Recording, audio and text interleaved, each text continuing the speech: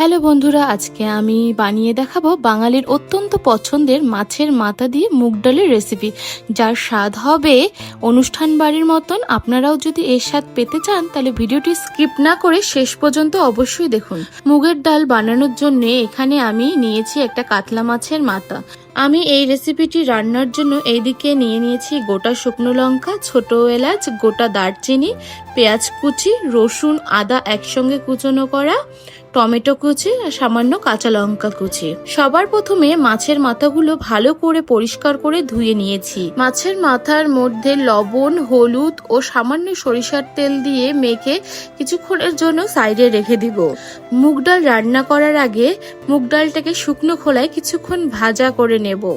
মুগ ডালগুলোকে লো ফ্লেমে 4 থেকে 5 মিনিট ভাজবো। যখন ডালগুলো থেকে লাল লাল কালার আসবে এবং মুগ ডালের সুন্দর একটি ঘ্রাণ বেরোবে, তখনই আমি ডালগুলোকে নামিয়ে নেব। ডালগুলো ভালো করে ধুয়ে সেদ্ধর জন্য বসিয়ে দিলাম। ডাল সেদ্ধর সময় সামান্য হলুদ দিয়ে ঢেকে দিব। হলুদ দিলে ডালের কালারটা সুন্দর আসবে। এইদিকে মাছের মাথাগুলোকে ভাজার জন্য কড়াই বসিয়ে তেল গরম করে নিচ্ছি। তেল গরম হয়ে আসলে মাছের মাথাগুলো এক এক করে এপিট ওপিট লাল লাল করে ভেজে নিচ্ছি। মাছের মাথা ভাজা খেতে কার কার ভালো লাগে কমেন্টে অবশ্যই জানাবে। মাছের মাথা ভাজা হয়ে গেলে এখন আমি একে একে নামিয়ে নিচ্ছি। এদিকে ডালও সেদ্ধ হয়ে গেছে, আমি ডালটাকেও নামিয়ে নিচ্ছি। এখন ডালে ফোড়ন দিব।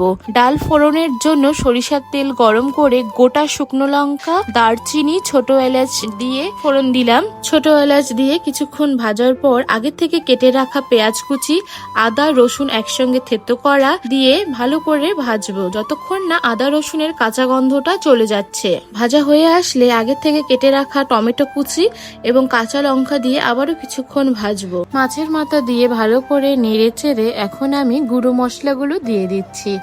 লবণ, হলুদ গুঁড়ো, জিরে গুঁড়ো, লঙ্কার গুঁড়ো দিয়ে ভালো করে মাছের মাথার সঙ্গে কষিয়ে নিচ্ছি। মাছের মাথা যত কষানো হবে খেতে তত বেশি সুন্দর হবে। এখানে আমি সামান্য পরিমাণ চিনি দিলাম, এতে টেস্টি ভালো হবে। তারপর সেদ্ধ করে রাখা ডাল দিয়ে সমস্ত মশলার সঙ্গে ভালো করে মিশিয়ে নিচ্ছি। মিশিয়ে নেওয়ার পর আপনারা কে কি রকম ঘনত্বের ডাল পছন্দ করেন সেই অনুযায়ী জল দিয়ে দেবেন। জল দিয়ে ভালো করে ফুটতে থাকলে আপনারা এই পর্যায়ে লবণটা টেস্ট করে লবণটা ঠিক আছে কিনা সেই পরিমাণে লবণ দিয়ে দেবেন। আমার এখানে লবণ কম মনে হচ্ছে, তাই আমি আরো কিছুটা লবণ অ্যাড করছি। সমস্ত কিছু ভালো করে মিশিয়ে নিয়ে এখন নামানোর আগে চেরা কাঁচা লঙ্কা, সামান্য ঘি এবং সামান্য গরম মশলা ছড়িয়ে গ্যাস অফ করে ঢাকা দিয়ে কিছুক্ষণের জন্য রেখে দিচ্ছি। আজকের রান্না এখানেই কমপ্লিট। আপনাদের যদি ভিডিওটি থেকে কিছু ভালো লেগে থাকে তবে লাইক, কমেন্ট, শেয়ার, সাবস্ক্রাইব করে রাখবেন। বেল নোটিফিকেশনটি অন করে রাখবেন। ভালো থাকবেন, সুস্থ থাকবেন। ততক্ষণ পর্যন্ত টাটা, বাই।